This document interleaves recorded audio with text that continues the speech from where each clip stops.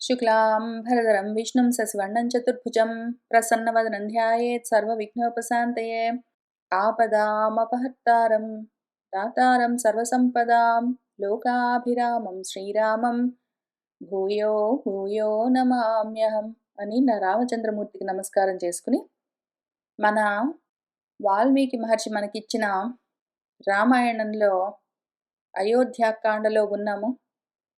ఈ అయోధ్యాకాండలో 75 సర్గలు పూర్తి చేసుకున్నాము.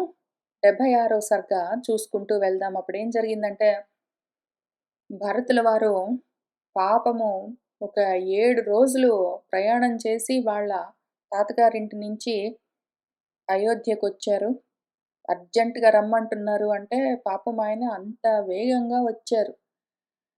ఇక్కడికొచ్చి చూసేసరికి పరిస్థితి అర్థం కాకుండా ఉన్నది. వాళ్ళ అమ్మని అడిగితే, నాన్న స్వర్గస్థుడయ్యాడు, రాముడు వానప్రస్థానికి వెళ్ళాడు, లక్ష్మణుడు సీత కూడా ఆయనతో పాటు వెళ్ళిపోయారు, ఇంక నువ్వే రాజువి, నిష్కంటకమైన ఈ రాజ్యాన్ని సంతోషంగా పాలించుకో, ఏదో కొంచెం పనుంది, మీ నాన్నది దహన సంస్కారాలు చేయాలి, అవి ముగించి నువ్వు రాజు అవ్వవలసి ఉంది అని ఆ తల్లి చెప్తే, చాలా బాధపడి, నువ్వు అన్యాయంగా నన్ను ఇటువంటి స్థితిలోకి తీసుకుని వచ్చావు, అయితే నేను ఇందులో నుంచి, ఈ పాపంలో నుంచి బయటపడే మార్గాన్ని వెతుక్కున్నాను, రాముణ్ణి తీసుకొచ్చి మళ్ళీ రాజుని చేస్తాను, అయితే నువ్వు చేసిన పాపానికి మాత్రం నిష్కృతి లేదు, మరేం చేస్తావు అని ఆయన అనుకుంటూ ఉన్నాడు.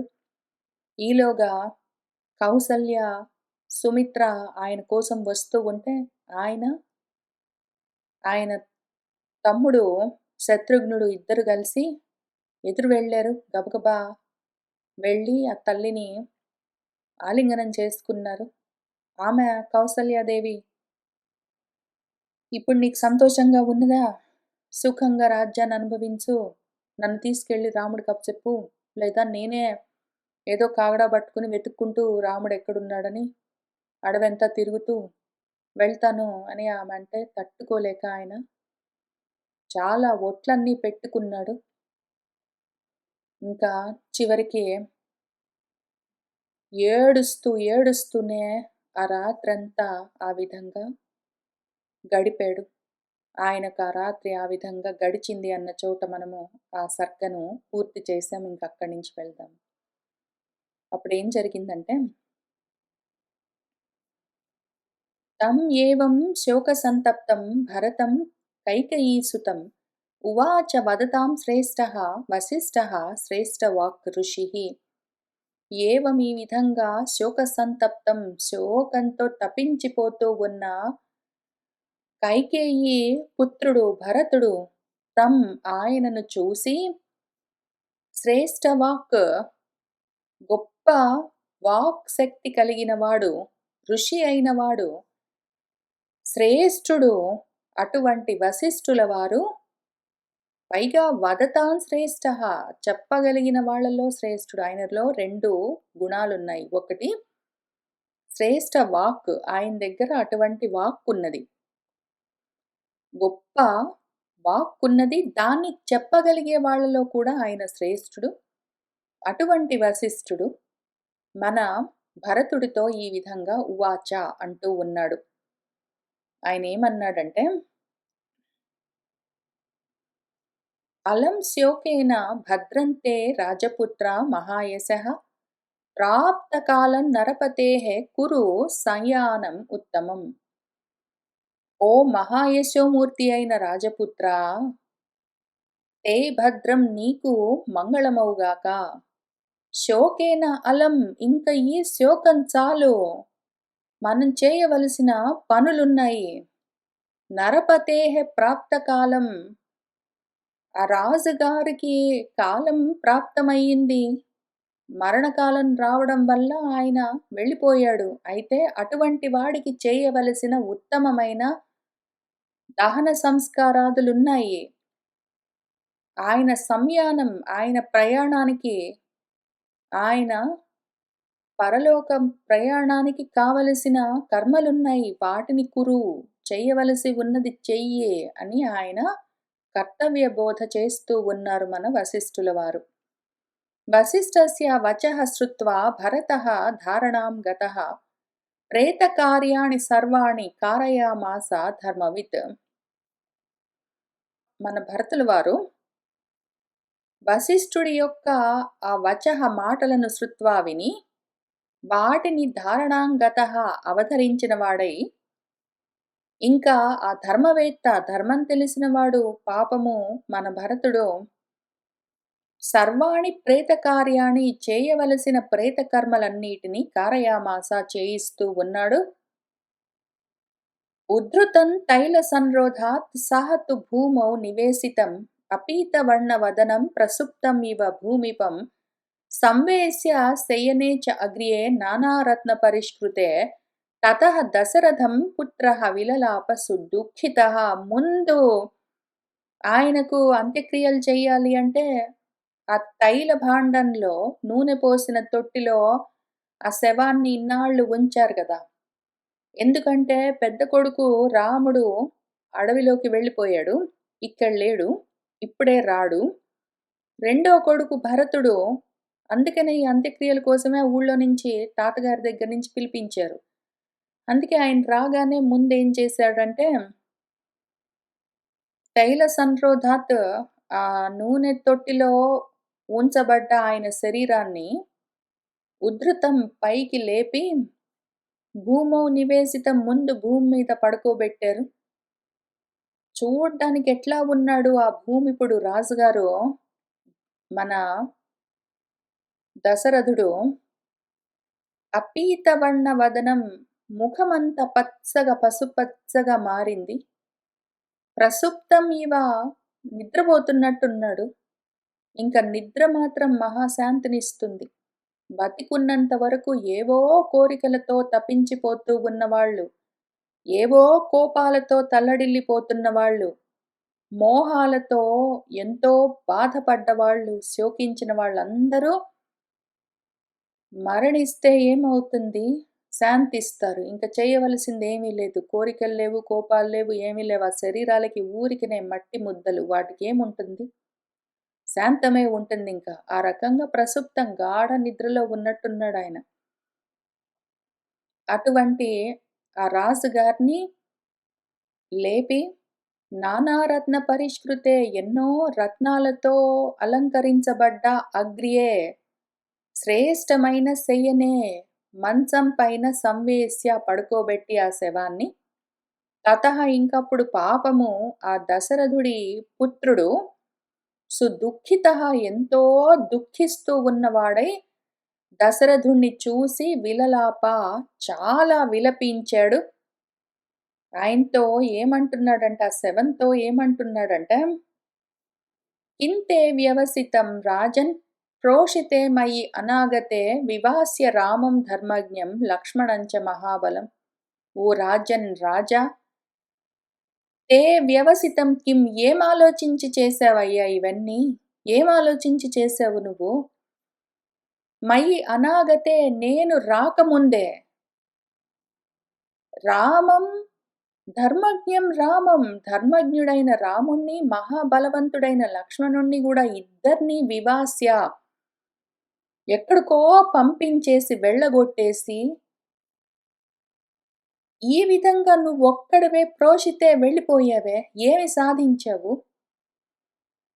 అన్నయ్యకి రాజ్యాభిషేకం చేస్తున్నానని నన్ను పిలిపించి ఉంటే ఎంత బాగుండేది, ఎంత ఘనంగా ఉండేది, ఎంత గొప్పగా నేను కూడా వచ్చి అందులో పాల్గొనేవాణ్ణి. నాకు చెప్పకుండా ఆయనకేంటో చేయడానికి ప్రయత్నం చేసి, అది కుదరక ఆయన్ని వెళ్ళగొట్టి, నేను రాకన్నా ముందే నువ్వే చచ్చిపోయి, ఇప్పుడు ఇంత నువ్వు సాధించిందేమయ్యా? ఏం ఆలోచించి చేసావిదంతా? పైగా క్వయాస్యసి మహారాజా హిత్వా ఇమం దుఃఖితం జనం హీనం పురుష సింహేన రామేణ అక్లిష్ట కర్మణ. ఓ మహారాజా, క్వయాస్యసి, ఎక్కడికి పోయావు ఇప్పుడు? బయలుదేరితే బయలుదేరి, ప్రోషితే వెళ్తే వెళ్ళావు, ఎక్కడికి వెళ్ళావు ఇప్పుడు? అక్లిష్ట కర్మలు, అసలు తక్కువగాని కర్మలు ఎంతో సునాయాసంగా ఘనకార్యాలన్నీ అతి సునాయాసంగా చేసేవాడు రాముడు. పురుష సింహుడాయన. ఆయన లేకుండా ఈ ఊరంతా ఇట్లా ఉండగా, ఆ జనమంతా దుఃఖిస్తూ ఉండగా, వాళ్ళందరినీ ఇమం హిత్వా వదిలిపెట్టి నువ్వెక్కడికెళ్ళిపోయావయ్యా? పోనీ రాముడిని వెళ్ళగొట్టిన తర్వాత కనీసం వీళ్ళని చూసుకోవడానికి నువ్వైనా ఉండాలి గదా!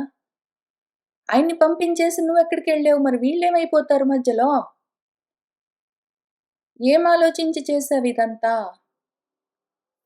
योगक्षेमं तु ते राजन् कः अस्मिन् कल्पयिता पुरे त्वयि प्रयाते श्वः తాత రామే చ వనమాశ్రితే నానా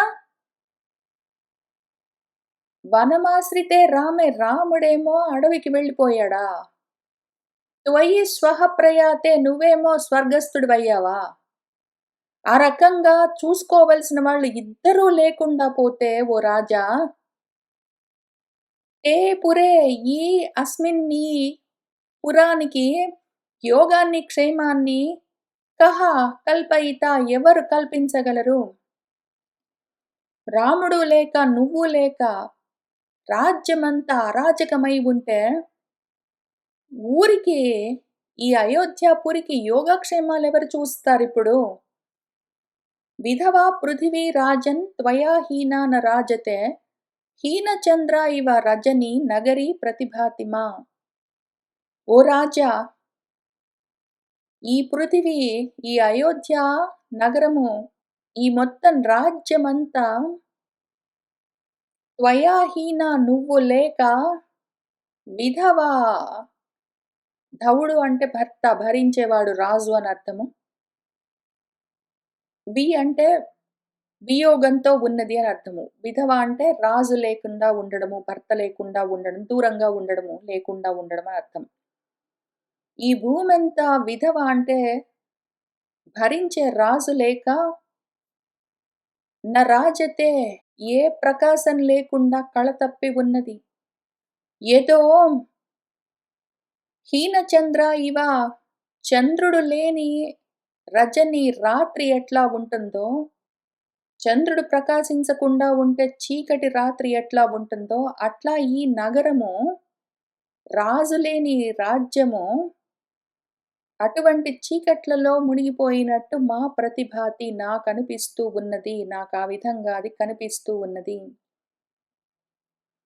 ఏవం విలపమానం తం భరతం దీనమానసం అబ్రవీత్ వచనం భూయః వసిష్ఠః తు మహామునిః.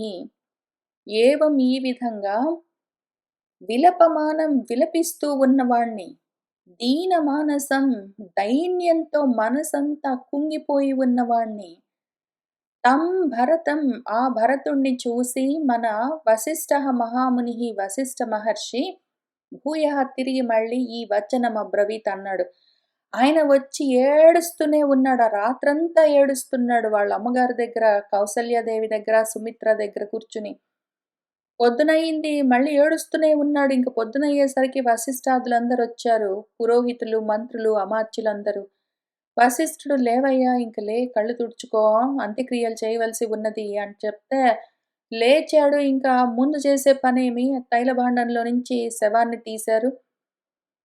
ఇంకా అలంకరించబడ్డ మంచం పైన, పాన్పు పైన పడుకోబెడితే మళ్ళీ ఏడుపు మొదలుపెట్టాడు. ఇంక మళ్ళీ మన వశిష్ఠుల వారు మళ్ళీ ఏం చెయ్యాలని కర్తవ్యాన్ని బోధిస్తున్నారు.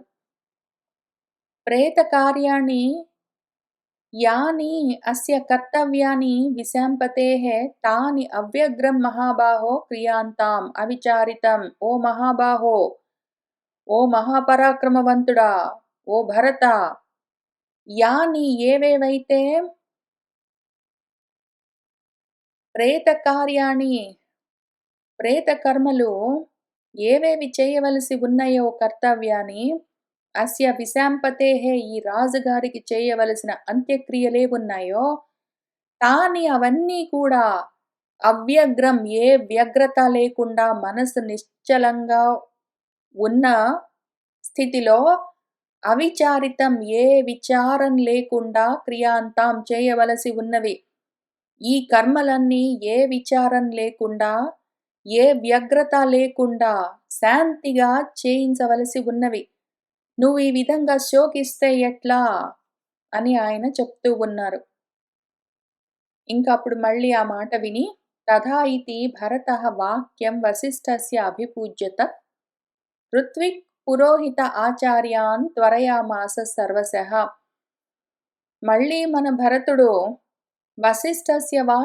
వశిష్ఠుడి వాక్యాన్ని విని తథా ఇతి అలాగేనండి అని తదభిపూజ్య ఆ మాటను గౌరవించి ఇంకా ఋత్విక్కులను, పురోహితులను, ఆచార్యులనందరినీ సర్వశః అన్ని విధాలుగా త్వరయామాస మరి త్వరగా కానిద్దాము.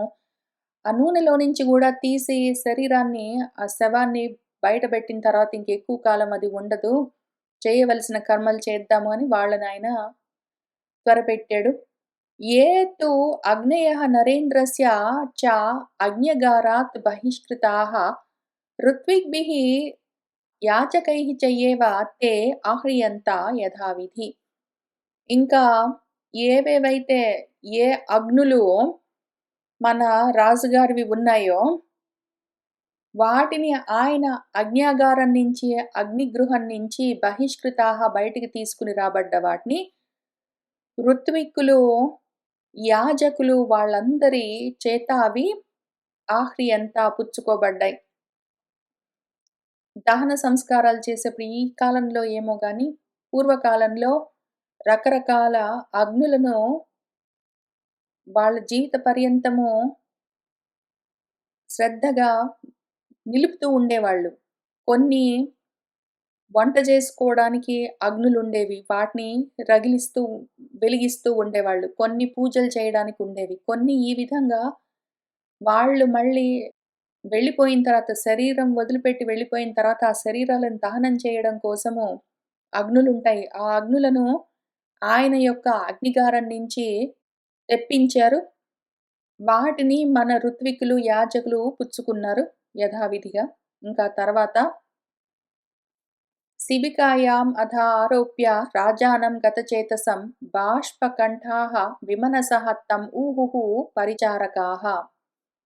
అధ ఇంకప్పుడు గతచేతసం ప్రాణం లేని ఆ రాజుగారి శవాన్ని అధ శిబికాయాం ఆరోప్య ఒక పల్లకీలో పడుకోబెట్టారు. మన పరిచారకులందరూ విమనసః మనసంతా చెదిరిపోయి ఉన్నారు.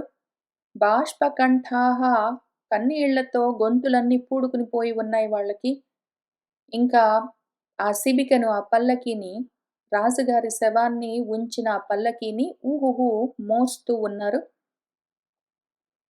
హిరణ్యంచ సువర్ణంచ వాసాంసి వివిధాని చ ప్రకిరంతః జనాః మార్గన్ నృపతేః అగ్రతః యయుః.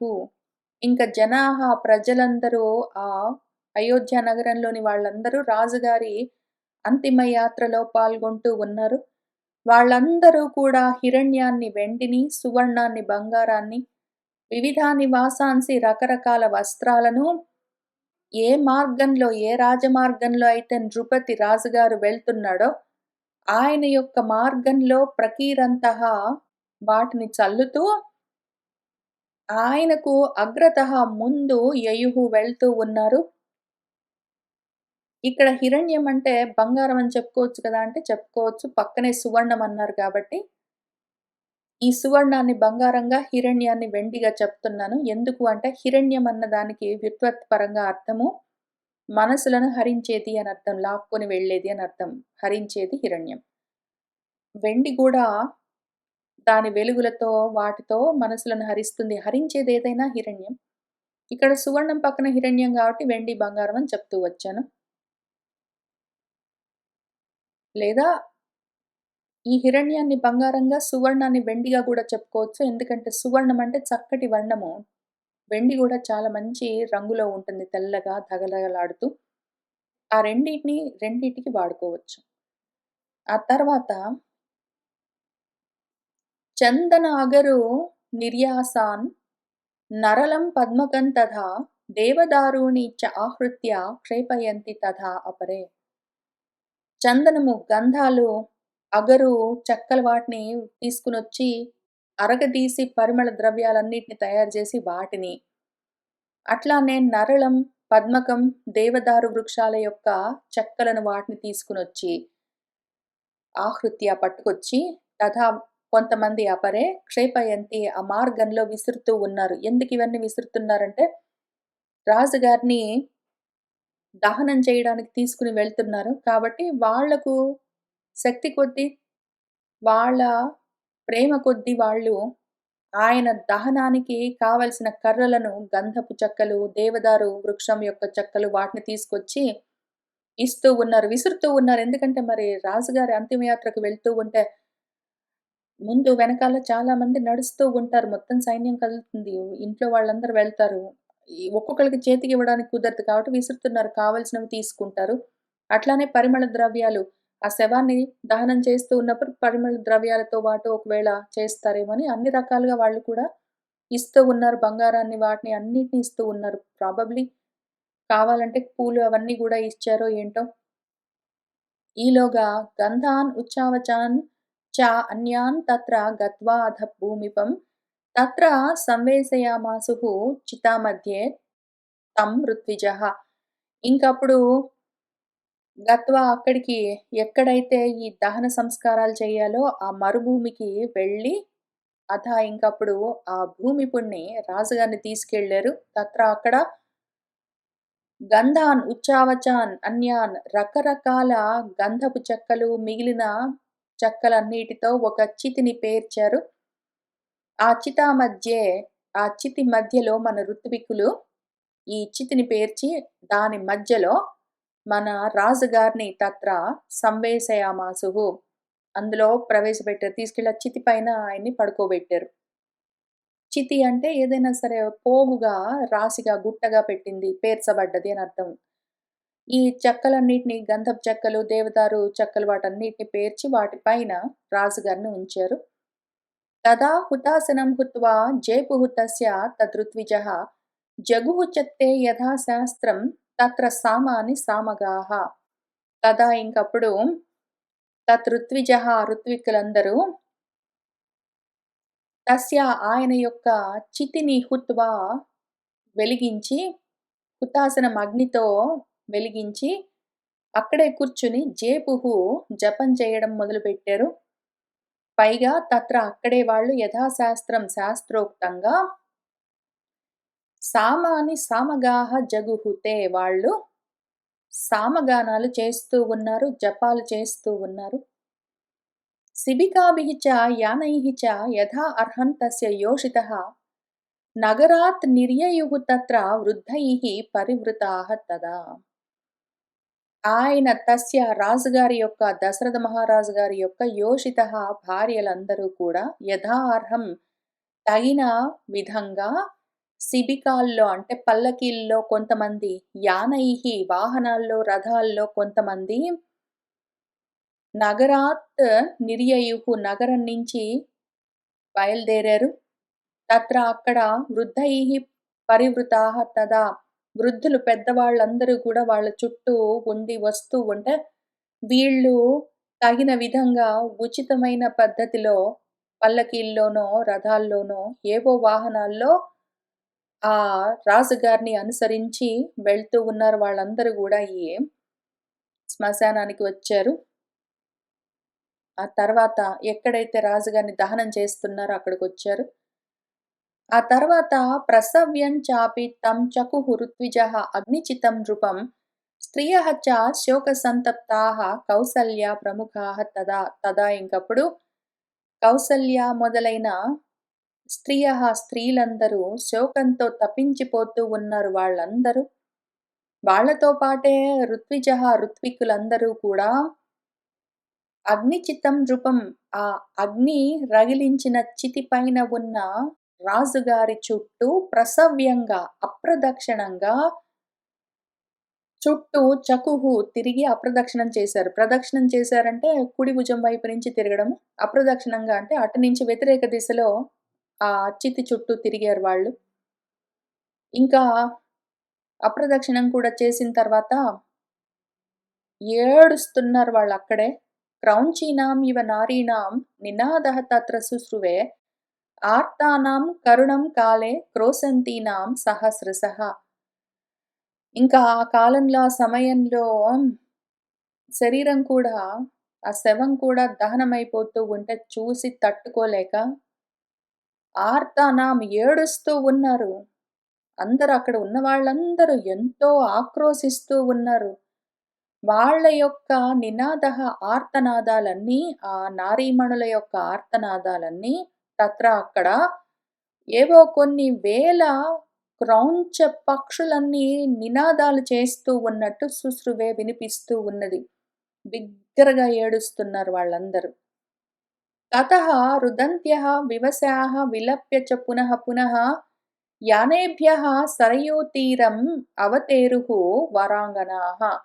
తతః ఇంకప్పుడు రుదంత్యః ఏడుస్తున్నారు ఆ వరాంగనలు, ఆ వరస్త్రీలు. వివశాః వివశులై ఉన్నారు.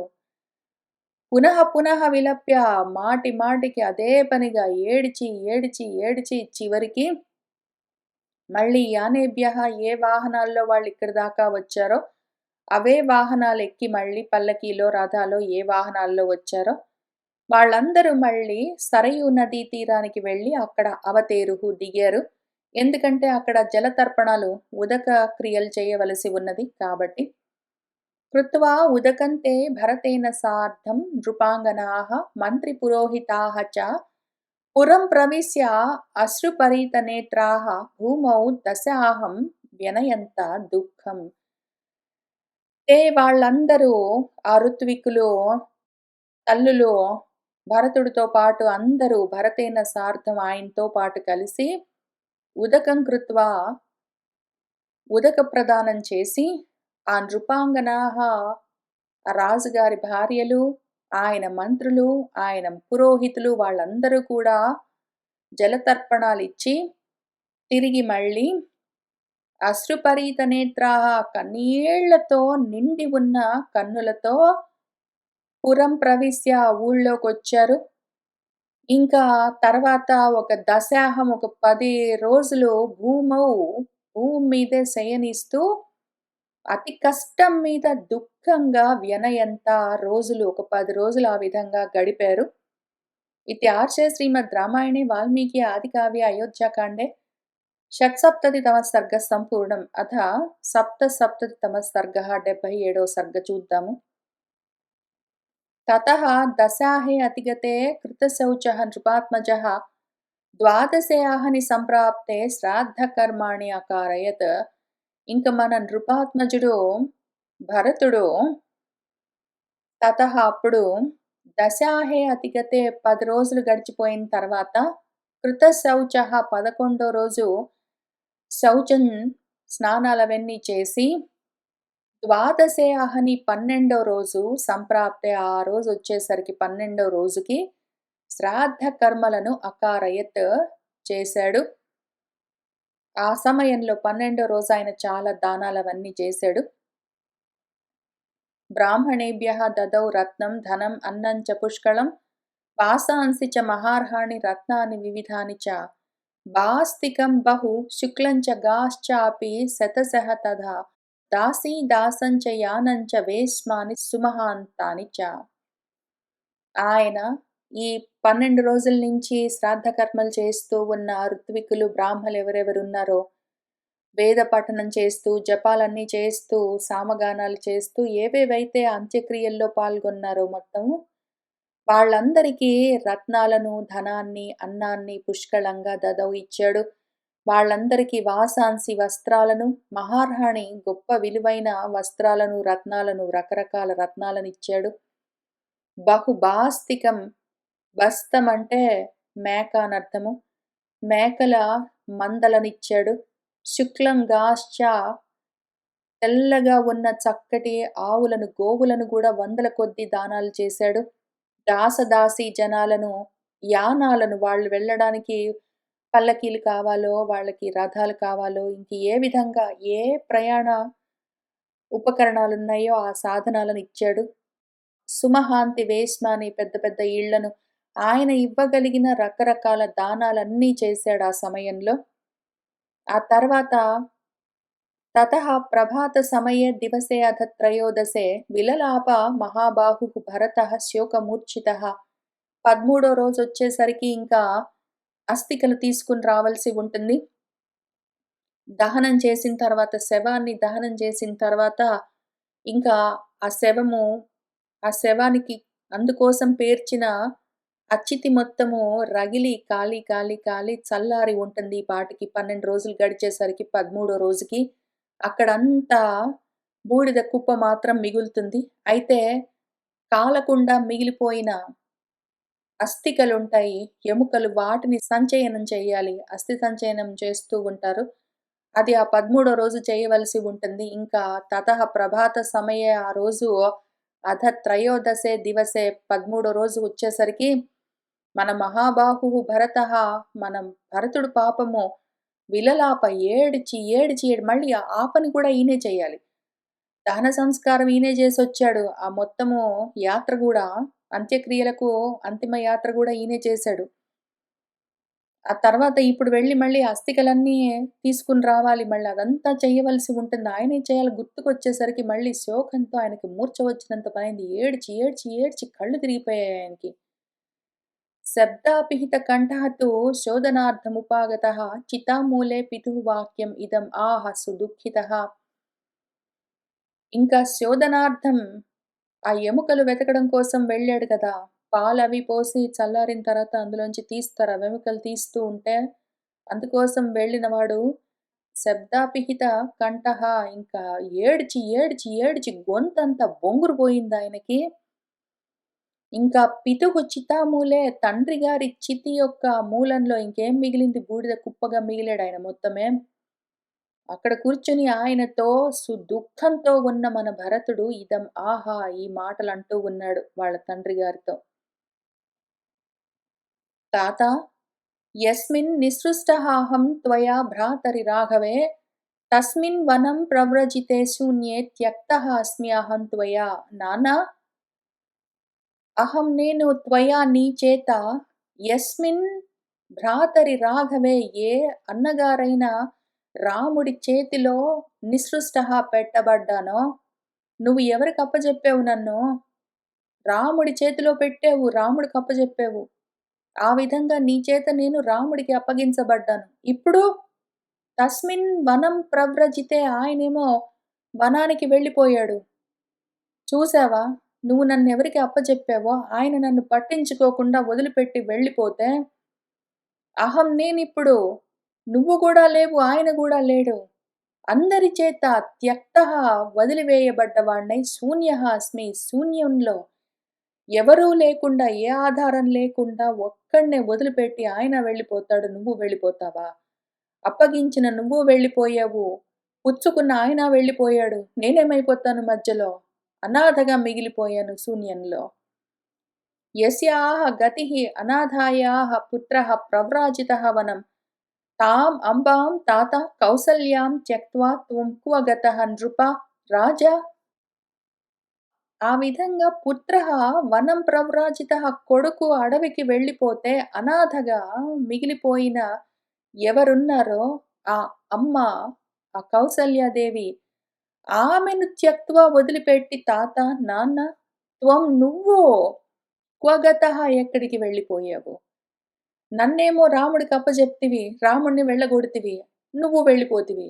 నేను అన్యాయమైపోయాను. అట్లానే కన్న కొడుకును అడవికి వెళ్ళగొడితే, రాముడు అడవికి వెళ్ళిపోతే, నువ్వు కూడా పైకెళ్ళిపోతే, అనాథ అయిపోయిన ఆమెను మళ్ళీ ఏ విధంగా నువ్వు వదిలిపెట్టి వెళ్ళిపోతావు? ఆయనను అడవికి పంపించేసి, అన్యాయంగా ఆమెను వదిలిపెట్టి నువ్వు కూడా వెళ్ళిపోయావే! ఆమె పరిస్థితి ఏంటిప్పుడు?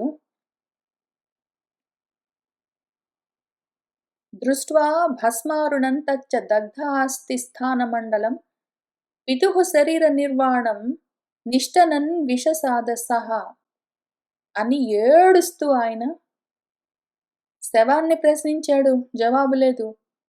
శవం కాలిపోయి ఉండగా బూడిదని ప్రశ్నిస్తున్నాడు. జవాబేముంటుంది? అక్కడ చూస్తే భస్మంతో అరుణము ఎర్రగా కనిపిస్తూ ఉన్న దగ్ధమైపోయిన అస్థికలున్నాయి. స్థానమండలం అక్కడ మండలాకారంలో ఉన్న స్థానం అక్కడ అంత మాత్రం ఎక్కడైతే ఆ చితిని పేర్చి ఆయన్ని రగిలించారో ఆ శవాన్ని, అక్కడ మండలాకారంలో బూడిద కుప్ప మాత్రం మిగిలింది. అందులో ఎర్రగా మెరుస్తూ బూడిద అంటుకుని అస్థికలు మాత్రం ఉన్నాయి. వాటిని దృష్ట్వా చూసి పితుహు శరీరం నిర్వాణం ఆ విధంగా నిర్వాణమైపోయిన, కాలి బూడిదైపోయిన తండ్రి గారి శరీరాన్ని తలుచుకుని నిష్టనన్ గట్టిగా అరుస్తూ విషసాద సహా ఆయనక్కడే కూలబడిపోయాడు. సహత్ దృష్ట్వా రుదన్ దీనః పపాత ధరణీతలే ఉత్థాప్యమానః శక్రస్య యంత్రధ్వజః ఇవచ్యుతః. ఆయన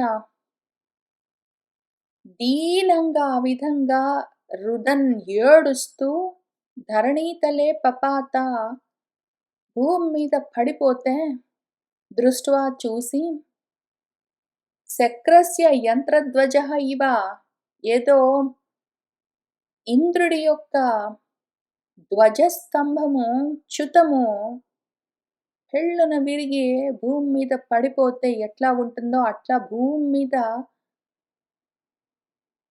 ఏదో స్తంభం కూలినట్టు కూలిపోయిన వాడిని చూసి ఆయన్ని ఉద్ధాప్యమానః లేపుతున్నారక్కడ చుట్టుపక్కల వాళ్ళందరూ. అభిపేతుః తతః సర్వే తస్య అమాత్యాః శుచివ్రతం అంతకాలే నిపతితం యయాతిం ఋషయః యథా. తతః ఇంకప్పుడు సర్వే అందరూ తస్య అమాత్యాః ఆయన యొక్క అమాత్యులందరూ ఆ శుచివ్రతం అభిపేతుః ఆ శుద్ధమైన నిష్కళంకమైన వ్రతము కలిగినవాడు ఆయన దగ్గరికి వెళ్ళి ఆయన్ని లేపుతూ ఉన్నారు. ఎట్లా లేపారంటే అంతకాలం వచ్చినప్పుడు యయాతి ఆకాశంలో నుంచి రాలి పడిపోతూ ఉంటే ఏ విధంగానైతే ఋషులందరూ పైకెత్తారో ఆకాశంలో నుంచి అంతకాలంలో జారి పడుతున్న యయాతి మహారాజును ఋషులందరూ ఎట్లా లేపారో అట్లా దుఃఖంతో తల్లడిల్లిపోతూ భూమి మీద ఇంద్రధ్వజంలాగా ఇంద్రుడి ధ్వజస్తంభంలాగా కూలిపోయిన భరతుణ్ణి చూసి గబగబా అందరు దగ్గరికి వెళ్ళి ఈ ఋషులందరూ మంత్రులందరూ ఆయన్ని లేపుతూ ఉన్నారు. శత్రుఘ్నః చాపి భరతం దృష్ట్వా శోకపరిప్లుతః విసంజ్ఞః న్యపతత్ భూమౌ భూమిపాలమనుస్మరన్. శత్రుఘ్నః చాపి శత్రుఘ్నుడు కూడా శోకపరిప్లుతః శోకంతో పూర్తిగా ఆయన మనసు నిండిపోయింది పాపము. భరతుణ్ణి చూస్తే తట్టుకోలేని శోకం కలుగుతున్నది ఆయనకి. విసంజ్ఞః ఇంకా ఈయన కూడా తెలివి తప్పిన వాడిలాగా భూమౌ నిపతత్ భూమి మీద పడ్డాడు. భూమిపాలుణ్ణి రాజుగారిని దశరథ మహారాజుని అనుస్మరన్ తలుచుకుంటూ ఉన్నాడు. ఇంతవరకు మన శత్రుఘ్నుడు ఎక్కడ మాట్లాడినట్టు మనకు కనపడలేదు. ఇది మొదటిసారి ఆయన మాటలు వినిపిస్తున్నాయి. ఉన్మత్తః ఇవ నిశ్చేతాః విలలాపసు దుఃఖితః స్మృత్వా పితుః గుణాంగాని తాని తాని తథా తథా. ఆయన కూడా భరతుడు పక్కడే భూమి మీద పడ్డాడు, ఏడుస్తున్నాడు. ఉన్మత్తః ఇవ పిచ్చివాడిలాగా, నిశ్చేతాః చేతస్సు పని చేయని వాడిలాగా, బుద్ధి పని చేయని వాడిలాగా, ఉన్మత్తుడిలాగా విలలాప ఏడుస్తూ ఉన్నాడు. దుఃఖితః ఎంతో దుఃఖిస్తున్నాడు. పితుః తండ్రి యొక్క గుణగణాలను ఆయన శరీర అవయవాలను తాని తాని వాటిని తథా తథా ఆ విధంగా గుర్తు చేసుకుంటూ స్మృత్వా మందరా ప్రభవః తీవ్రః కైకేయీ గ్రాహ సంకులః వరదానమయః క్షోభ్యః అమజ్జయత్ శోకసాగరః. ఆయన కూడా వాటిని స్మృత్వా గుర్తు చేసుకుంటూ విలలాప ఏడుస్తూ ఉన్నాడు. ఆయన ఎక్కడికి మునిగిపోయాడు, ఎటువంటి శోకసాగరంలో మునిగిపోయాడంటే మందరా ప్రభవః మందర వల్ల కలిగినది ఈ శోకసాగరము. జన్మ కారణమేమి, ఈ శోకసాగరం తయారవడానికి అసలు దాని పుట్టుకకు కారణము మందర. తీవ్రమైన ఆమె మాటలు ఆ శోకసాగరానికి కారణము. కైకేయి అన్న గ్రాహము మొసళ్ళతో నిండి ఉన్నది ఆ సాగరము. వరదానమయము, వరాలు ఇచ్చాను అన్న నీళ్లతో నిండి ఉన్నది. క్షోభ్యః మహా అల్లకల్లోలంగా ఉన్నది. అటువంటి శోకసాగరంలో అమర్జయత్ ఆయన గూడా నిండా మునిగిపోయాడు. సుకుమారంచ బాలంచ సతతం లాలితం త్వయా క్వ తాతా భరతం హిత్వా విలపంతం గతః భవాన్. తాత నాన్న భవాన్ మీరు క్వ గతః ఎక్కడికి వెళ్ళిపోయారండి? సుకుమారుడు చిన్న పిల్లవాడు సతతం ఎల్లప్పుడూ త్వయా మీ చేత లాలితం లాలించబడేవాడు ఈ భరతుడు. ఆయనను హిత్వా వదిలిపెట్టి ఆయన ఏడుస్తూ ఉంటే పట్టించుకోకుండా ఎక్కడికి వెళ్ళిపోయారండి నాన్నా అని ఆయన భరతుడి కోసము తన తండ్రిని అడుగుతున్నాడు. నను భోజ్యేషు పానేషు వస్త్రేషు ఆభరణేషు చ ప్రవారయసి నః సర్వాన్ తత్ నః కః అన్యః కరిష్యతి. నన్ను మనం చూస్తే భోజ్యేషు అన్నం తినేప్పుడు, పానేషు ఏమైనా తాగుతూ ఉన్న సమయంలో, అన్నపానాదుల సమయంలో, వస్త్రేషు, ఆభరణేషు వస్త్రాలు, ఆభరణాలు వీటన్నిటిని ప్రవారయసి వద్దు వద్దంటుంటే గూడా ఆగాగంటూ ఇచ్చేవాడివి నః సర్వాన్ మా అందరికీ అన్నాలు, పానీయాలు, వస్త్రాలు, ఆభరణాలన్నీ వెంటబడి ఇచ్చేవాడివి. ఇప్పుడు తత్ అవన్నీ నః మాకు అన్యః వేరే వాళ్ళు కః కరిష్యతి ఇంకెవరు చేస్తారు? నీలాగా ప్రేమగా మాకు కావలసినవన్నీ, కోరినవన్నీ ఎవరిస్తారు నాన్న? వదిలిపెట్టి ఎక్కడికెళ్ళిపోయావు?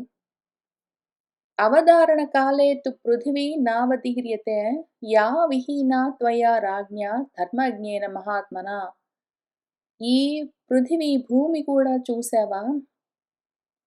అవధారణ కాలే బ్రద్దలైపోవలసిన సమయం ఆసన్నమైనా కూడా నా అవధీర్యతే పగిలిపోకుండా అట్లనే ఉన్నదే.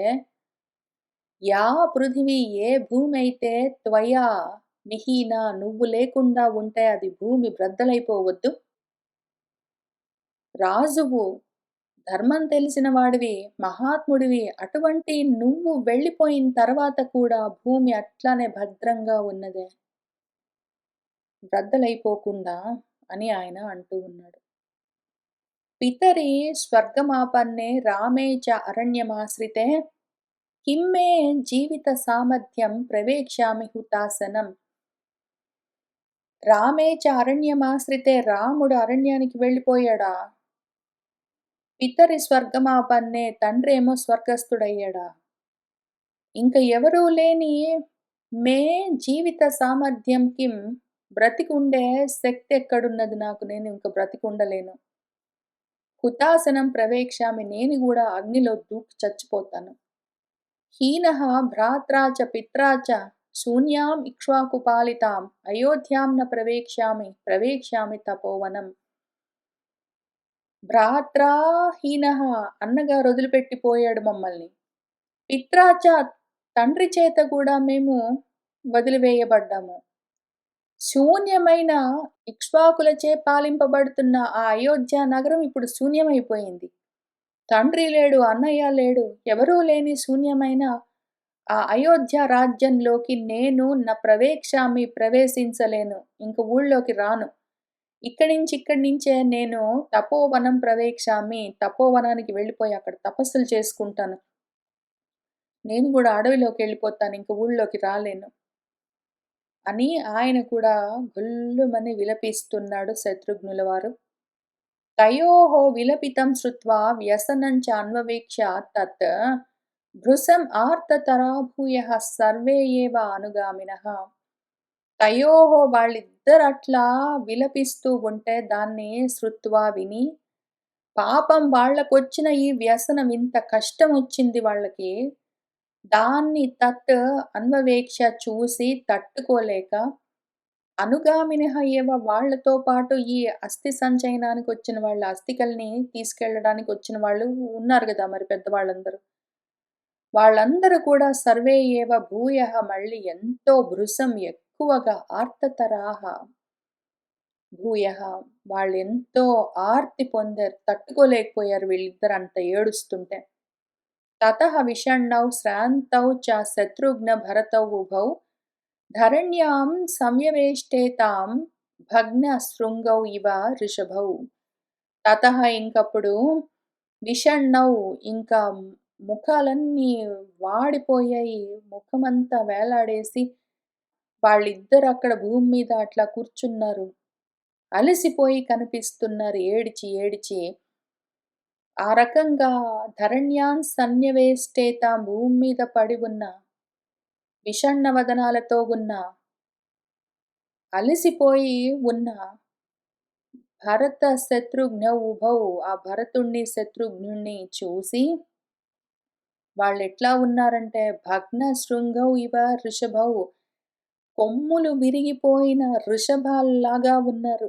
ఇంకా అసలు ఏ శక్తి సామర్థ్యాలు లేనట్టు నిరుత్సాహంగా భూమి మీద ఉన్నారు. తతః ప్రకృతిమాన్ వైద్యః పితుః యేషాం పురోహితః వసిష్ఠః భరతం వాక్యముద్ధాప్య తం ఉవాచః. తతః ఇంకప్పుడు యేషాం పితుః పురోహితః వీళ్ళ తండ్రి గారికి పురోహితుడైన వాడు, వాళ్ళ తండ్రి గారి యొక్క హితాన్ని కోరుకున్నవాడు, ప్రకృతిమాన్ గొప్ప బుద్ధి కలిగిన వాడు, వైద్యః వైద్యుడు అంటే విద్య కలిగిన వాడు జ్ఞాని అని అర్థము. మనం వైద్యుడు అనగానే డాక్టర్ అంటాము. ఏదో శారీరకమైన జబ్బులు చేస్తే ఏం జరిగిందని చూసి టెస్ట్‌లు రాసి, మందులు రాసి ఇచ్చేవాడు ఎవడున్నాడో అటువంటి వాడిని వైద్యుడు, డాక్టర్ అని పిలుస్తాం కానీ, వైద్యుడు అంటే విద్య కలిగిన వాడు అని అర్థము దానికి. విద్య కలిగిన వాడంటే జ్ఞానం కలిగిన వాడు, జ్ఞాని అని అర్థం. వైద్యుడు అంటే జ్ఞాని అని అర్థము. ఏ విద్య కలిగిన వాళ్ళైనా వైద్యులే. ఎవరైనా కంప్యూటర్ గురించిన విద్య తెలిసి ఉన్న వాళ్ళుంటే వాళ్ళు ఆ విద్యలో వైద్యులు. ఎవరైనా ఏదైనా సరే ఏ విద్య తెలిసిన వాళ్ళైనా సరే ఆ మార్గంలో వాళ్ళు వైద్యులు. ఇక్కడ ఈయన అన్ని విషయాల గురించి తెలిసినవాడు వైద్యుడు. వేదాలను తెలుసుకున్నవాడు వైద్యుడు. వేదాలు తెలిసినవాడు వైద్యుడు. విద్య తెలిసినవాడు వైద్యుడు. ఆయన గొప్ప మనసున్నవాడు. ఒకవైపు జ్ఞానమున్నది, గొప్ప బుద్ధి ఉన్నది. ఒకవైపు మనసు, పెద్ద మనసున్నది. గొప్ప మనసు, పెద్ద బుద్ధి ఉన్న మన వశిష్ఠుల వారు తం భరతం ఉత్థాప్య ఆయన్ని లేవనెత్తి భూమి మీద దుమ్ము కొట్టుకుని అక్కడ ఆ అస్థికల పక్కన, ఆ బూడిద కుప్ప పక్కన ఏడుస్తూ, పొర్లుతూ ఉన్నవాణ్ణి లేపి ఆయనతో ఈ వాక్యం ఉవాచః అంటూ ఉన్నాడు. త్రయోదశహాయం దివసః పితుః వృత్తస్య తే విభో సావశేషాస్తి నిచయే కిమిహ త్వం విలంభసే. ఓ విభో, ఓ విభో, ఓ భరత, అయం త్రయోదశః దివసః ఇది 13వ రోజు. పితుః వృత్తస్య మీ నాన్నగారు మరణించి ఆయనకు దహనం చేసిన అంత్యక్రియలు జరిగినప్పటి నుంచి ఇది 13వ రోజు. సా అవశేష అస్థి నిచయే ఆ దహనం తర్వాత శవదహనం చేసిన తర్వాత మిగిలిపోయిన అస్థికలను సంచయనం చేసే విషయంలో ఇహ త్వం నువ్వు కిం విలంబసే ఎందుకు తాత్సారం చేస్తున్నావు? ఎందుకు ఆ అస్థికలను తీసుకుని వెళ్ళడం కోసం మనం వచ్చి ఇక్కడ ఉంటే, నువ్వెందుకు ఆ పని పక్కన పెట్టి ఏడుస్తూ ఉన్నావు? ఎందుకు ఆలస్యం చేస్తున్నావు? త్రీణి ద్వంద్వాని భూతేషు ప్రవృత్తాని అవిశేషతః తేషు చ అపరిహార్యేషు న ఏవం భవితుం అర్హసి. భూతేషు ప్రాణులన్నిటికీ త్రీణి ద్వంద్వాని ప్రవృత్తాని 3 రకాలైన ద్వంద్వాలుంటాయి. భరత అవిశేషతః ఎవ్వరికీ స్పెషల్‌గా ఒకళ్ళకి ఎక్కువ ఉండడం, ఒకళ్ళకి తక్కువ ఉండడం, కొంతమందికి ఉండడం, కొంతమందికి ఉండకపోవడం ఇటువంటివి ఉండవు. ప్రతి ప్రాణికి ఒక 3 రకాల ద్వంద్వాలుంటాయి. ఒకటి శరీరానికి జరామరణాలు, స్థూల శరీరానికి జరామరణాలుంటాయి. వార్ధక్యము, వృద్ధాప్యము, మరణము 2 స్థూల శరీరానికి తప్పనిసరి. ఏ ప్రాణికైనా విశేషంగా కొన్ని ప్రాణాలకి ఉంటాయి, కొన్ని ప్రాణులకు అవి ఉండవని ఏముండదు. ప్రతి ప్రాణికి, జీవికి శరీరం ఉంటే స్థూల శరీరానికి ఈ 2 ద్వంద్వము జరామరణాలు తప్పనిసరి. అట్లానే ప్రాణమున్న ప్రతి ప్రాణిలో మనసుంటుంది. దానికి సుఖమో, దుఃఖమో అన్న అనుభవం ఉంటుంది తప్పనిసరి. ఆ సుఖ, దుఃఖ అనుభవాలు కూడా అవిశేషంగా వీళ్ళకు స్పెషల్‌గా కొంతమందికుంటుంది, కొంతమందికి వేరే రకంగా ఉంటుందని ఏముండదు. అందరికీ ఒకటేలాగా సుఖ, దుఃఖ అనుభవాలుంటాయి. దీంతో పాటే ప్రాణికి, ప్రాణమున్న ప్రతి వాళ్ళకి ఆకలి, దప్పిక అన్నవి తప్పనిసరిగా ఉంటాయి. ప్రాణమున్నంత వరకు ఆకలి, దప్పిక అన్ని ప్రాణులకు ఉంటాయి. ఆ ద్వంద్వం తప్పనిసరి. ప్రాణమున్న వాళ్ళలో మనసుంటుంది. మనసున్నంత వరకు సుఖ, దుఃఖ అనుభవం ఉంటుంది. అందరికీ ఉంటుంది. మనసు, ప్రాణాలతో ఉండాలి అంటే శరీరంతో ఉంటారు. శరీరంతో ఉంటే తప్పనిసరిగా ప్రతి జీవికి, ప్రతి దేహికి జరామరణాలుంటాయి. దేహముంటే జరామరణాలు, ప్రాణముంటే ఆకలి దప్పికలు, మనసుంటే సుఖ దుఃఖాలు 3 అందరికీ కామన్. ఇప్పుడు ఆ శరీరానికి మరణం వచ్చింది. అది ఈయనొక్కడికే వచ్చిందని నువ్వు బాధపడవలసిన పని లేదు. ప్రతి ప్రాణికి ఇవి తప్పనిసరి విషయాలు. దేహధారికి ఇది తప్పనిసరి. తేషు అపరిహార్యేషు ఇంక పరిహారం లేదు, దీనికి వేరే సొల్యూషన్ లేదు. తప్పనిసరిగా అనుభవించి తీరవలసిందే అవి ఉన్నంత వరకు. అటువంటి అపరిహార్యమైన విషయాల్లో ఏవం ఈ విధంగా భవితుం నార్హసి చెయ్యరాదు, తగదు. శరీరం ఉన్నంత వరకు దేహదారులకు మృత్యువు తప్పనిసరి.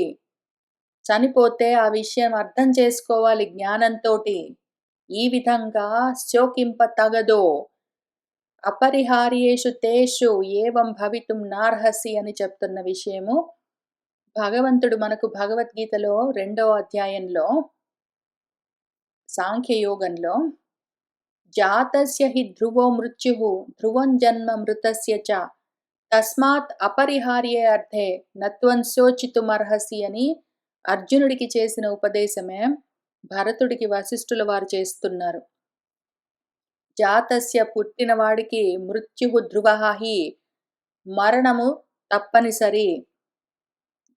మృతస్య మరణించిన వాడికి జన్మ ధ్రువంచ జన్మ కూడా తప్పదు. మరణించాననుకుంటే వాడు మళ్ళీ జన్మిస్తాడు. జన్మించాననుకున్నవాడు తప్పకుండా మరణిస్తాడు. అపరిహార్యమైన విషయం ఇది. దీనికి వేరే పరిష్కారం లేదు. నేను పుట్టాననుకుంటే వాడు గ్యారంటీగా పోతాడు. పోయాననుకుంటే గ్యారంటీగా పుడతాడు. పరిహారం లేని, సొల్యూషన్ లేని ఈ విషయంలో నువ్వు శోకింపడం తగదో అని మన భగవంతుడు చెప్పాడు. ఇది ఇక్కడికి ఆపడానికి వీల్లేదు. ఇక్కడి నుంచి చాలా దూరం ఇది. ఇంకిప్పుడే మొదలుపెట్టారు ఆయన చెప్పడము. చాలా దూరం చెప్పారు. అసలు జన్మ అంటే ఏంటి, మృత్యు అంటే ఏంటి అని అర్థం చేసుకుంటేనే ఈ సైకిల్ దాటేది. అది అర్థం కానంత వరకు పరిహారం లేని విషయం ఇది. అర్థం చేసుకుంటే దాన్ని దాటొచ్చు.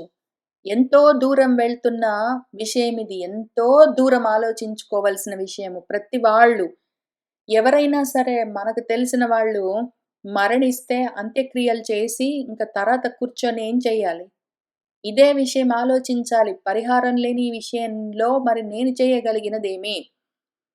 జాతస్య ధ్రువో మృత్యుః మృతస్య జన్మ తప్పనిసరి అని ఆయన చెప్తూ ఉంటే, ఈ సైకిల్ నేనెట్లా కట్ చేసుకోవచ్చో, ఇందులో నుంచి ఎట్లా బయటపడాలి, ఆ జ్ఞానము ఎట్లా నేను సాధించాలి అని శ్రద్ధగా ప్రయత్నం చేయడమే శ్రాద్ధం. దాని గురించి శోకం కాదు కావాల్సింది జ్ఞానం అని మన అర్జునుల వారికి భగవంతుడేం చెప్పారో, అదే భరతుల వారికి వశిష్ఠుల వారు చెప్తున్నారిక్కడ. సుమంత్రః చాపి శత్రుఘ్నముద్ధాప్య అభిప్రసాద్య చ శ్రావయామాస తత్వజ్ఞః సర్వభూత భవాభవం. సుమంత్రుడు మన వశిష్ఠుల వారు భరతుడికి చెప్తూ ఉంటే, భరతుడు అక్కడ మట్టిలో పడి దొర్లుతూ ఏడుస్తుంటే ఆయన్ని లేపి కూర్చోబెట్టి, ఆయనకి బోధ చేస్తూ ఉన్నారు మన వశిష్ఠుల వారు. ఆ పక్కనే ఇదే పద్ధతిలో ఏడుస్తూ ఉన్న శత్రుఘ్నుడిని వృద్ధాప్య లేపి మన సుమంత్రుల వారు అభిప్రసాద్య ఆయన కళ్ళు తుడిచి ఏడవొద్దని ఆయన్ని శాంతింపచేస్తూ, ఆ తత్వజ్ఞానం కలిగిన వాడు తత్వజ్ఞుడు మన సుమంత్రుడు సర్వభూతాల యొక్క భవము, పుట్టుకలు, అభవము, మృత్యువులు, జనన మరణాల గురించిన విషయాలను శ్రావయామాస వినిపిస్తూ ఉన్నారు. ఈ రకంగా ఎవరైనా మనకు తెలిసిన వాళ్ళు వెళ్ళిపోతే, అయ్యో! పోయారే అని గొల్లుమని ఏడవకుండా కూర్చొని ఆలోచించుకోవడమే శ్రాద్ధం. శ్రద్ధగా జరుగుతున్న విషయాల్ని జ్ఞానంతో తెలుసుకోవడాన్ని శ్రాద్ధం అంటారు. ఇది తప్పనిసరిగా చెయ్యాలి. ఇది చెయ్యకుండా చనిపోయారనగానే ఏడుస్తూ కూర్చొని ఇంకా తర్వాత సంవత్సరం దాకా ఏడుస్తాము. మాసికాలంటాము, త్రైమాసికాలంటాము, షణ్మాసికాలంటాము, ఏదో ఆబ్దికాలంటాము, తద్దినాలంటాము. ఇంక సాంవత్సరికాలనుకుంటూ చేసుకుంటూ అదే పనిగా వెళ్ళిపోవడము. ప్రతిసారి వండుకోవడము, తినడము, అందరికి పెట్టడము, ఏడవడము. ఇవి చేస్తే చేశాము. ఆ పిండాలు పెడుతూ ఉన్నప్పుడు 3 పిండాలు ఏమక్కడ పెడుతున్న పిండాలు? స్థూల, సూక్ష్మ, కారణ శరీరాలుగా ఉన్న ఈ మృత్ పిండాలే గదా అవి. అవి పడిపోయాయి. అందరూ కళ్ళ ముందు వెళ్ళిపోతూ ఉంటే చూసాము. నేను అనుకుంటున్న ఈ మృత్పిండము, ఈ మట్టి ముద్ద కూడా రాలిపోతుంది. ఈలోగా పుట్టాననుకున్నవాడు గ్యారంటీగా పోతాడు. పోయాననుకున్నవాడు తప్పకుండా పుడతాడని ఆయన చెప్పిన దాంట్లో, ఈ చక్రంలో నుంచి, ఈ చట్రంలో నుంచి ఎట్లా బయటపడతానని ఆలోచించుకోవాలి ప్రతి వాళ్ళు. దాని పేరు తత్వజ్ఞానము. లేకపోతే అజ్ఞానము. అది మోహము. అప్పుడు శోకమే ఉంటుంది. మోహముంటే శోకము. మోహము, శోకమన్న శోకమోహాలన్న ఇంకొక ద్వంద్వం ఉంటుంది. మనకెన్నుంటాయి శోకమోహాలు కారణ శరీరానికి, సుఖ దుఃఖాలు స్థూల శరీరానికి, ఆకలి దప్పికలు ప్రాణాలకు, జరామరణాలు దేహాలకు. రకరకాల ద్వంద్వాలతో ఉంటాము. ఇంక వాటితోటే ఉంటాము. మనం దాని గురించి ఆలోచించుకోలేదు అంటే అందులో నుంచి బయటపడలేము. జ్ఞానం కలగలేదు, తత్వజ్ఞానం కలగలేదంటే మాత్రము అజ్ఞానంతోటే ఉంటాము. జనన మరణాల్లోనే తిరుగుతుంటాము. ఉద్ధితౌ చ నరవ్యాఘ్రౌ ప్రకాశేతే యశస్వినౌ వర్షాతప పరిగ్లానౌ పృథక్ ఇంద్రధ్వజౌ ఇవ. ఇంకా అప్పుడు నరవ్యాఘ్రులిద్దరూ వశిష్ఠుడు, సుమంత్రుడు చెప్తూ ఉన్న ఉపదేశాన్ని విన్నారు. ఆ యశోమూర్తులిద్దరూ అంతవరకు వర్షా తప పరిగ్లానౌ, వానకు తడిసి ఎండకు ఎండి ఉన్నట్టు ఉన్నారు ఇద్దరు. ఆ ఏడుపులతో తడిసి ఉన్నారు. తాపంతో తపించి ఉన్నారు. గ్లాని చాలా అలసిపోయి శ్రాంతులై ఉన్నారు. కానీ ఇంతవరకు పృథక్ ఇంద్రధ్వజౌ ఇవ, ఇంద్రుడి యొక్క ధ్వజస్తంభాల్లాగా స్తంభాలు పడ్డట్టు కింద పడి ఉన్నారు. చలనం లేకుండా అచేతనంగా, జ్ఞాన ప్రకాశం లేకుండా జడ పదార్థాల్లాగా ఉన్న వాళ్ళిద్దరూ ఆ తమస్సులో నుంచి బయటపడ్డారు. ఉద్ధితౌ లేచారిద్దరు. పెద్దలు చెప్తున్న మాట విన్నారు. తత్వజ్ఞానం తెలుసుకున్నారు. ఇంకిప్పుడు ఆ తమస్సులో నుంచి బయటికొచ్చినిద్దరు, ఆ చీకట్లలో నుంచి, శోకమోహాల్లో నుంచి బయటకొచ్చిన వాళ్ళు ప్రకాశిస్తూ ఉన్నారు. అశ్రూణి పరిమృద్నంతౌ రక్తాక్షౌ దీనభాషిణౌ అమాత్యాః త్వరయంతి స్మ తనయౌ చ అపరాః క్రియాః. అశ్రూణి పరిమృద్నంతౌ, కన్నీళ్లను తుడుచుకుంటూ ఉన్నారిద్దరు. రక్తాక్షౌ, కళ్ళెరిపెక్కి ఉన్నాయి వాళ్లకు. దీనభాషిణౌ, దీనంగా నెమ్మదిగా మాట్లాడుతూ ఉన్నారు. అటువంటి ఆయన దశరథుడి యొక్క తనయౌ కొడుకులిద్దరిని అక్కడున్న అమాత్యులందరూ అపరాహ క్రియాః త్వరయంతి, ఇంకా అపరక్రియలున్నాయి, చేయవలసిన తర్వాత కార్యక్రమాలున్నాయి, వాటి గురించి త్వరబెడుతూ ఉన్నారు అన్న చోట ఆ సర్గ కూడా ముగుస్తూ ఉన్నది. ఇత్యార్షే శ్రీమద్ రామాయణే వాల్మీకి ఆదికావ్యే అయోధ్యాకాండే సప్తసప్తతితమ సర్గ సంపూర్ణం. సర్వం శ్రీ సీతారామచంద్ర ప్రభు పాదారవిందార్పణమస్తు. మంగళం కోసలేంద్రాయ మహనీయ గుణాత్మనే చక్రవర్తి తనుజాయ సార్వభౌమాయ మంగళం. వేద వేదాంత వేద్యాయ మేఘశ్యామూర్తయే పుంసాం మోహన రూపాయ పుణ్యశ్లోకాయ మంగళం.